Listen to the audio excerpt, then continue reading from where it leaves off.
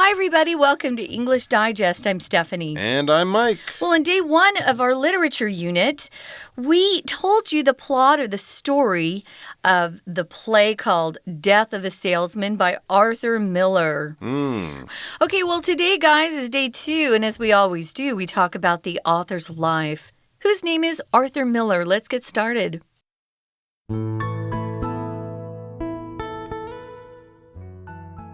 Arthur Miller was born to a Polish-Jewish immigrant family in New York City, U.S.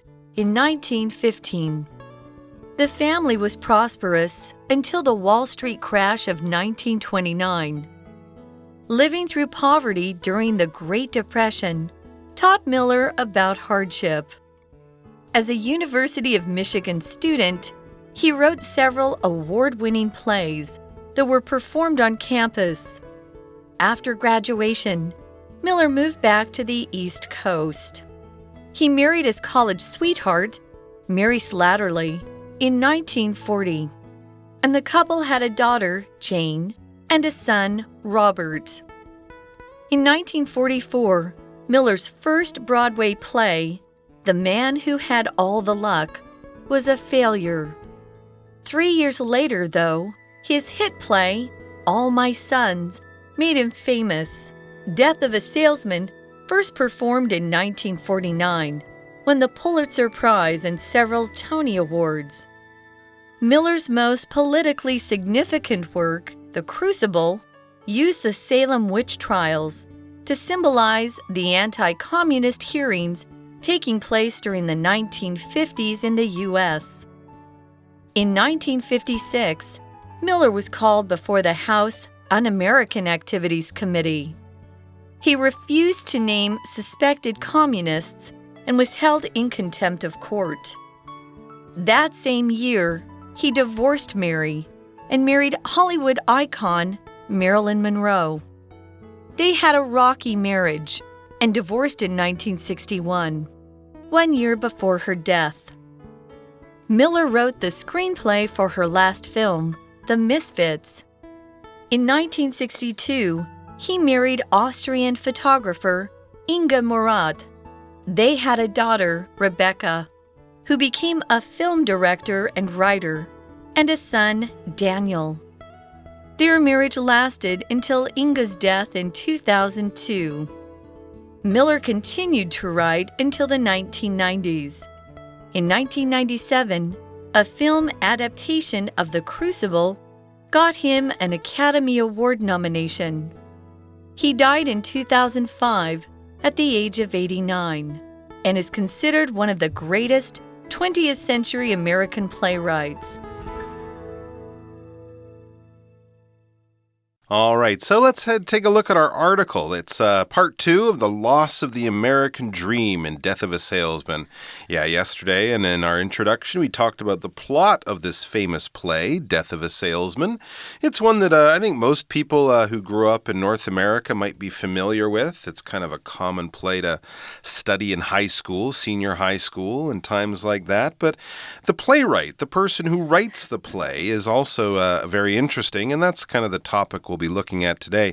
Yes, a playwright is a person who writes plays. We don't generally use the word author. An author might write books. Right. So a playwright will write plays. Now, some people are both, right? They're True. well known for doing both.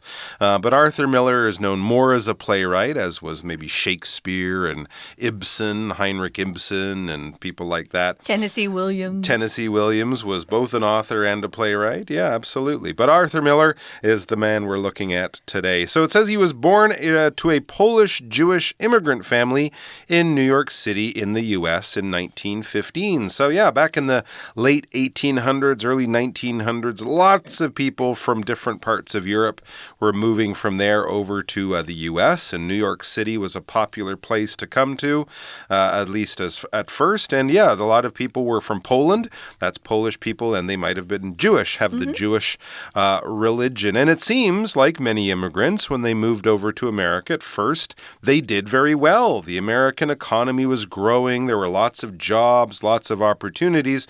So the family was prosperous until the Wall Street crash of 1929. Now, if you're prosperous, That means you're doing well financially. You have money in the bank, there's money coming in, your job is good, it pays you good money, you're able to afford nice new things, buy a house, buy a car, buy a new refrigerator, all those things that people look at as being, the sign of success. So they were doing very well up until 1929 when everyone started to do badly because there was a big financial crash. All the stocks lost their money or lost their value.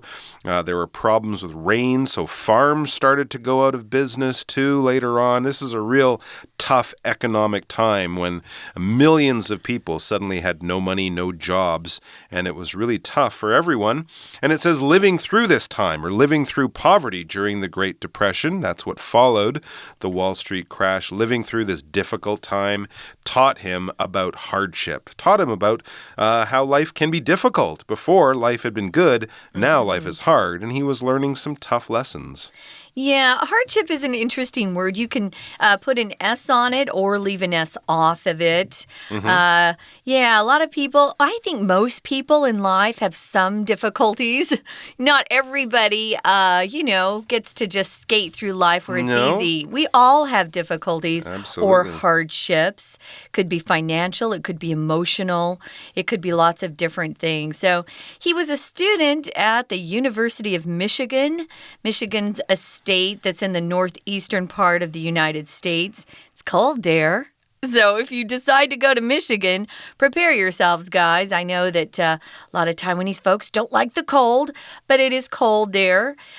He was a student at the university, and while he was there, he already had started writing plays, and they were award-winning plays.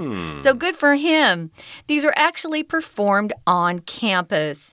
Campus is the word we use when we're talking about the grounds and the buildings of a university or a college. Usually, if you're a student, you tend to stay on campus for most of the day. You walk from building to building. Some campuses are quite big. Some are smaller. And some campuses actually are located in different parts of the city, depending on how much room they need. So after graduation, Miller moved back to the East Coast. Remember, he grew up in New York. So he moved back to the East Coast, and that's where he married his college sweetheart. Her name was Mary Slattery, and this happened in 1940. You'll often see in English phrases like he married his high school sweetheart or he married his childhood sweetheart. These are couples that have known each other for a long time. So Mary was someone he met in college. So she was a college sweetheart, and they ended up together. And they both had kids. They had one girl whose name was Jane and a son whose name was Robert. And that was in 1940. We're going to talk more about their life. We're going to move on, into later parts of his life. But first, guys, it's probably a good time to take a break and listen to our Chinese teacher. Hi everyone, my name is Jenny. 今天我们要继续来看第16单元。好，我们谈 Death of a Salesman 推销员之死。好，这个故事呢，我们在前面这一天我们提过了它整个的情节发展。今天我们要来看看作者。这个作品的作者是 Arthur Miller。Arthur Miller 其实他是一个犹太人，他的家庭是一个犹太移民过来到美国的纽约这里的移民家庭。那我们注意到，当你说你是什么样的出身，你来自什么样的家庭，在英文里面会说be born to 或者是 be born into a family, a certain family。那这边我们知道了这样的出身，那所以呢，在当时其实他们家一开始是做得很好的，很有钱可是后来遇到了经济大恐慌，也表示在华尔街这边发生了股灾，然后经济大恐慌，经历了这个 Great Depression， 所以这个情况之下让他学会了什么叫艰苦。好，我们来看这个句子，教会他什么叫艰苦。这个主词的部分是从 living through poverty during the Great Depression. 整个动名词片语当主词，看到了吗？好，这个主词后面的 taught 是它的动词，所以也就是说，我们用中文来说，就是他懂了什么叫艰苦。那他当时呢，其实是大学生，而且也开始在写剧本，还得了奖。所以我们看到得奖剧本 award-winning plays。 award-winning 这也是一个复合形容词咯。复合形容词要记得为什么要 ing， 为什么要 pp， 像这个地方是 ing， 因为这个修饰的 plays 剧本是得奖的，所以用后面这个修饰的 plays 来看的话， the play wins an award。 好，主动语态，所以用 ing。 We're going to take a quick break. Stay tuned. We'll be right back.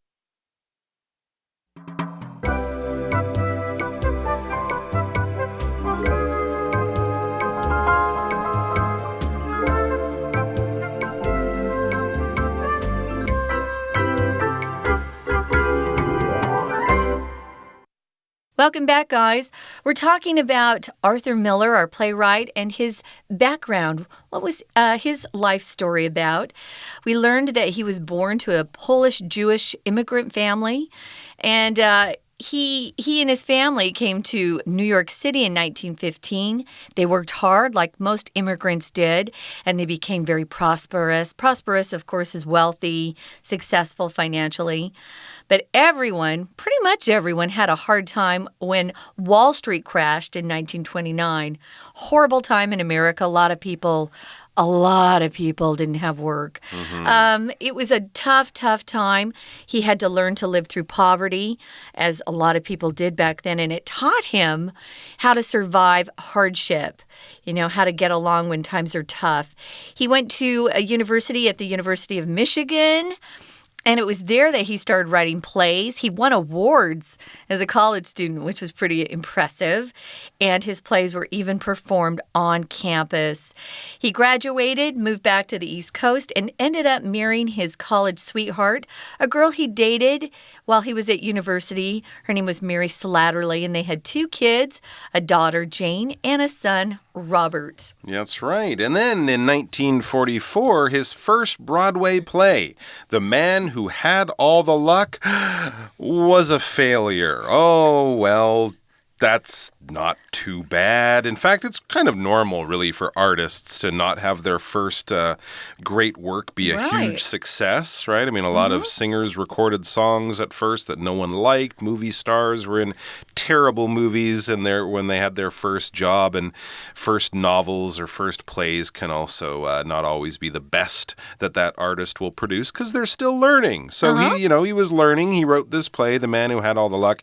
It did get put on. It did get performed. That's amazing. It's a Broadway play, so already it's better than most that never get any performance at all. But it didn't do very well. Ticket sales were not good. It probably closed after a few months.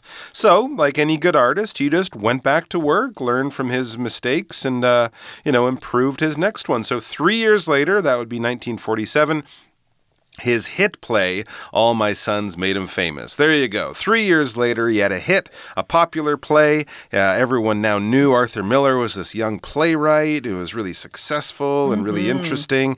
All My Sons was a hit, and the hits just kept on coming, folks. Death of a Salesman, the one we read yesterday, was first performed 2 years later in 1949. And yeah, it's safe to say that one was quite popular. Oh, yeah. And well received, well respected. It won the Pulitzer Prize, which is kind of like an Oscar award for writers. You win Pulitzer Prizes for writing books and for writing for newspapers and magazines. TV shows. All sorts of different stuff you can get a Pulitzer Prize for. And a Tony Award, which is actually very similar to an Oscar. Oscars are for movies. Emmys are for TV shows. Tony Awards are for acting live on Broadway and things like that. So it won top prizes. This would be his second or third or third play. And then he kept writing, and he kept writing famous and popular plays. Miller's most politically significant work, The Crucible, used the Salem witch trials to symbolize the anti-communist hearings taking place during the 1950s in the U.S. Okay, so he wrote this play called The Crucible. Again, a play that is still performed even today. They make movies about it every few years. But it was a politically significant work. If we talk about politics, we're talking about, laws, governments, presidents, leaders, things like that. When we're voting for presidents, that's a political act. And we can also use this term politically to talk about things that you do in a political sort of way, right? Mm-hmm. If you're making a speech to try to get people to vote, you might be speaking on a political matter politically. So The Crucible was kind of about politics, but in an interesting way that artists do. He used a story from history to talk about something that was happening at that time. Okay, so he was using a story about history, about the Salem witch trials, which happened back in the 1600s, 300 years earlier in America. Yeah. But he was talking about it to symbolize something that was happening in America at the time he was writing in the 1950s. What is a trial? A trial is basically a court case. When you get caught for doing a crime, the police will get involved, and then lawyers and judges will get involved, and you'll go, have this sort of official meeting in a courthouse, and the lawyers from both sides will present their evidence, and then the judge or judges will make a decision. That whole process is a trial. If the trial finds you guilty, you'll go to jail probably, or be punished in some way. If the trial proves that you're not guilty, that you didn't do it, well, then you're free to go on with your life, and you won't be in any trouble. Anyway, so they had these witch trials when they accused all these women of being witches. Most of them probably weren't witches. Yeah, 200 were accused and 20 were actually executed. There you go. And even they were probably just women who were just not as normal as some of the other women. And 5 kids died in prison. They were accused too. 5 kids died in prison. Anyway, horrible. So it's seen today as sort of like a huge mistake, a huge, almost like this town went a little bit crazy. They did. Looking for witches when there were no witches. So anyways, he used that idea of attacking a group of people just because they're different and a little strange, and turning them into criminals when they're just strange, odd people who were not doing anything wrong. He used that story from history to symbolize, to sort of take the place of these anti-communist trials that were actually happening in America. When something symbolizes something, it represents that thing. It takes the place of that thing. All right, a flag will symbolize a country. If you see a certain flag with a certain design, it's a big white flag with a large red circle in the middle, you see that and you say, oh, that's Japan, right? That's the flag that symbolizes Japan. It's just a flag, but it's got a strong connection in people's mind, right? So it kind of takes the place of, it stands in for something else, okay? So he was using these old witch trials to talk about the political trouble that was going on at his time that he felt was unfair. Yeah, so in 1956, Miller was called to testify or to talk before this House Un-American Activities Committee. HUAC. Yeah, not a cool thing. If you're on a committee, guys, you're part of, you're in a larger group, but you're selected to, try to find something out. I actually was on the party committee in my last job. That's a fun committee to be on. So you're in charge of taking care of the parties. Well, this was the House Un-American Activities Committee, and they were trying to find all the people they thought that were being un-American by believing in communism. They asked him to name friends that he thought were also involved with this. He refused to name suspected communists, and he was held in contempt of court. Now, if you're suspected of doing something, someone thinks that maybe you did something wrong, but they don't have that certain proof that they need. We also use the word suspect to talk about someone maybe the police are looking at as perhaps a criminal, someone who's done something illegal. So he said, I'm not going to name anybody. And as a result, if you're held in contempt of court, it means the judge has asked you to do something, you refuse, and he can put you in prison until you agree. It's kind of a mess. So that same year, he divorced his college sweetheart, Mary. This makes me sad. And he ended up marrying Hollywood icon Marilyn Monroe, who was hot, beautiful, and everybody wanted her. She actually married Arthur Miller. Check that out. They didn't have a very smooth marriage. We're saying it's rocky. It had a lot of problems, Anyway, they ended up getting divorced in 1961, 1 year before her death. She had a very early death, as some of you might know. It's very sad.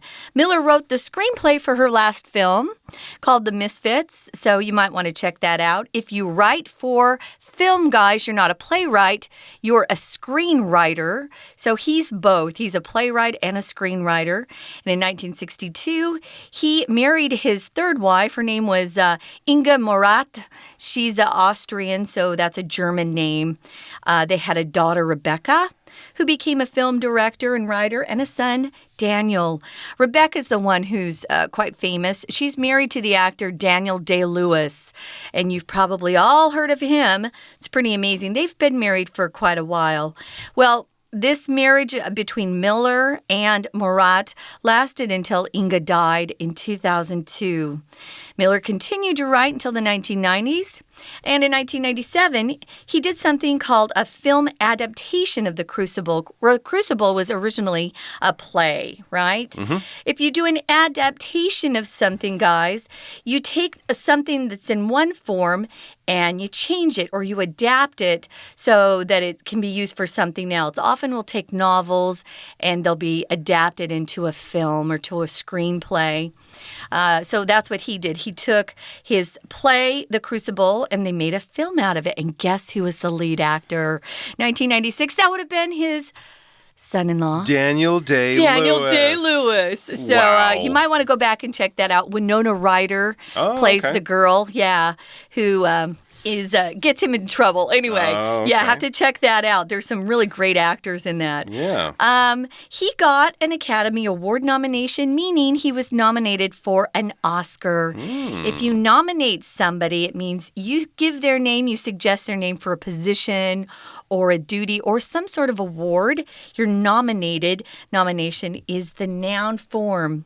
He had a long life, Mr. Arthur Miller. He died in 2005 at the ripe old age of 89. He's considered one of America's greatest 20th century American playwrights. 20th century, of course, refers to people who lived primarily in the 1900s. Pretty amazing life. I'm sure there's a lot more. There are a lot more details you might want to check out when you have some time. But that's all the time we have. We're going to listen one more time to our Chinese teacher. 好，我们继续来看这个作品《推销员之死》的作者 Arthur Miller。我们提到 Arthur Miller 的出身，然后呢，我们也知道他其实才当大学生就已经开始创作。那后来他结了婚，然后有了女儿，有了儿子。那时间呢线推到了1944年，当时呢他创作了第一个百老汇的戏剧，这个戏名啊 The Man Who Had All the Luck， 我们的中文翻译翻成天之骄子，只是很可惜的哦，这个作品是失败的。那3年之后，他呢这时候写了另外一个成名作，叫做 All My Sons。 All My Sons 中文我们翻成无子无弟。好，这个作品让他真的成了名。那接下来也就是我们这一次介绍的这个作品《推销员之死》，当时是1949年 ，first performed in 1949。好，我们知道这个地方是用来当修饰语的，修饰前面这个作品是第一次首度在1949年演出。好，这个用过去分词的 perform， 当然我们也晓得这只是中间的修饰语，真正的动词是后面的 won the Pulitzer Prize。好，这个是一个得奖作品哦。那当然后面还继续提到他的其他的像 The Crucible。好，这个作品也非常的重要。而且这个作品跟政治议题有关。The Crucible 我们中文翻译成激情年代。好，很可惜的是，因为在当时只要跟政治扯上关系，当然也让 Miller 受到了美国众议院的调查，而且在当时他还因为藐视法庭而被捕被拘留。接下来下面看到后面又说到，当时其实他的婚姻也出了问题。还记得吗？他的太太 Mary 后来其实他们两个离婚了，而且接下来他娶的人就是大家耳熟能详都知道的 Marilyn Monroe。Marilyn Monroe 其实也是大家知道 Arthur Miller 可能是最大的一个原因，因为这一代的巨星跟他成为夫妻之后，大家都知道他是谁了。不过这段婚姻可是一个 rocky marriage， 说它是一个 rocky marriage 意思就是问题重重，果然就步上离婚之路。好，这边还提到了一个作品是 Arthur Miller 为 Marilyn Monroe 所写的他的最后一部电影的这个剧作叫做 The Misfits， 中文翻成乱点鸳鸯谱。好，不过到这边两段婚姻其实都失败，接下来他有第三段的婚姻。很幸运的是，这第三段的婚姻呢还不错，他又有一儿有一女，而且呢其实他本人是一直到了2005年才过世，所以他实在非常的长寿。 OK， 我们今天的节目就到这边结束，我们下次见。That's it, guys. That's our day 2 of our literature unit. As we always do, in our final program, we're going to talk about some of the themes and messages that we find in Death of a Salesman. We sure hope you'll join us then. There's some great words in that, too. For English Digest, I'm Stephanie. And I'm Mike. Bye. Bye-bye.